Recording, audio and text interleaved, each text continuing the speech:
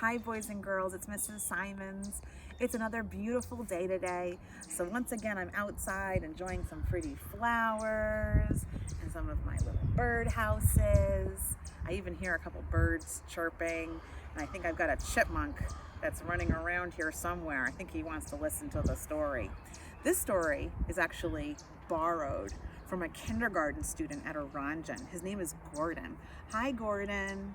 And he has an older sister named Jean. Jean was in my first grade class, and she'll be entering third grade in the fall. Hi, Jean. And they have a younger sister that's not even in school yet. Her name is Lindsay. Hi, Lindsay. This book, Gordon actually got out of the Orangen Library a while ago, and they told me this story. Gordon loved this book so much that the family decided to buy a copy of their own to keep at their home library because they just couldn't get enough of this beautiful story. So Gordon asked if I would read it as far as one of my daily read-alouds, and I flipped through the book, and I have to say, the illustrations are beautiful, and the story goes right along with the beautiful illustrations. The story is just lovely. So today, boys and girls, we're actually going to travel to a farm. The title of the story is called Grandpa's Tractor.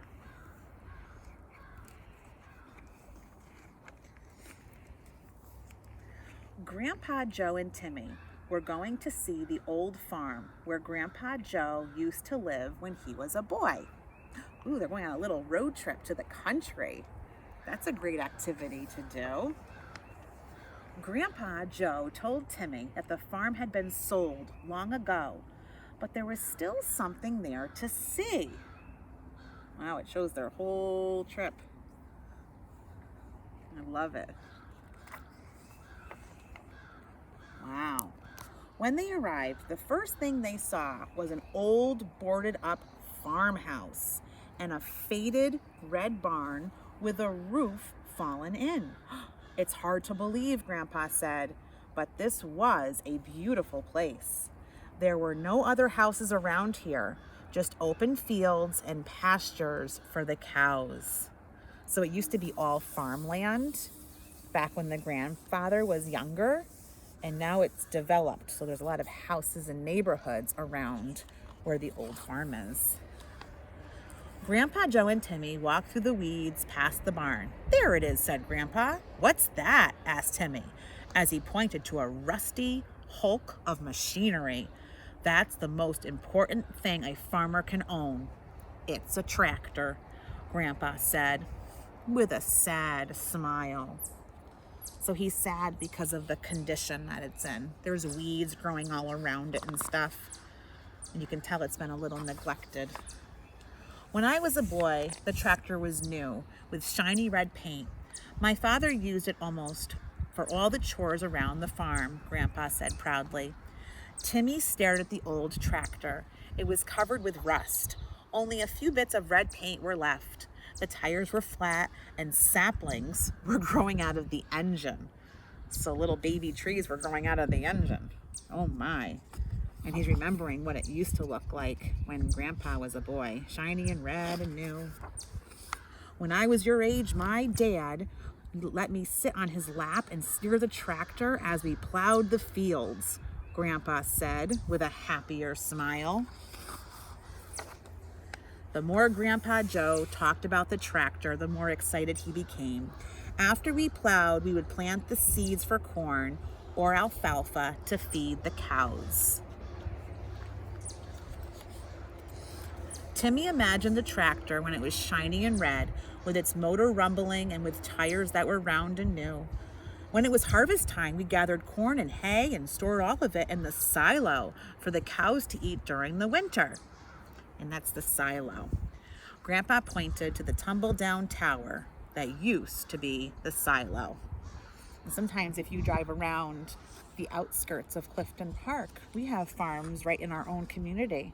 And you can see barns and tractors and cows and horses and chickens and sheep and lambs. And there's definitely some silos that you can see also. In the fall, my father would hitch a wagon onto the back and ride the whole family up to the orchard to pick apples, Grandpa laughed. I would eat almost as many as I picked. And you know Mrs. Simons loves apples. By now, Timmy could see the shiny red tractor, even though he was standing right next to the pile of rust.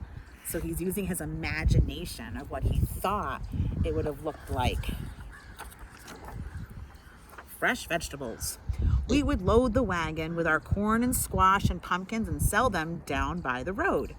Timmy remembered his own mom and dad buying a pumpkin last year for Halloween. My father could fix this tractor no matter what broke. He knew every nut and bolt. He could take it all apart and put it right back together. I used to help him. Timmy wished he could fix the broken down tractor right now. Really neat. I like how they're going back and talking about the past. Oh, beautiful. In the winter, we would hook a sled to the tractor and haul firewood to heat the house, Grandpa said. Timmy tried to imagine winter, even though it was summer. At Christmas time, Mother would bundle up all the children and Dad would give us a ride on the sled back into the woods so we could pick out our Christmas tree. When Timmy looked at the old farmhouse, he could picture the smoke rising from the chimney and the lights from the Christmas tree twinkling through the window. Oh, these illustrations are beautiful. Grandpa, thanks for bringing me here, Timmy said.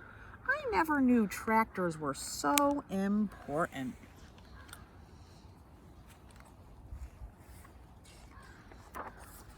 And it actually shows the real picture of Grandpa's tractor, and it tells the whole story that goes behind it. Really, really neat book. A lot of history in here too. So I know when school opens back up again, Mrs. Bruno has this book in the library, and I'm pretty sure the Clifton Park Half Moon Library would have this great book too. What a beautiful story. It was fun traveling to the farm today. That was really, really neat.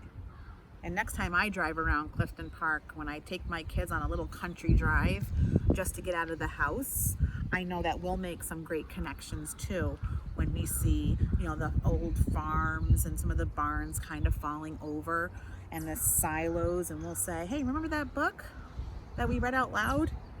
That's just like that farm that was in that story. It's great to make connections like that. Well, boys and girls, I hope you're having a great day. The sun is out. It is very chilly.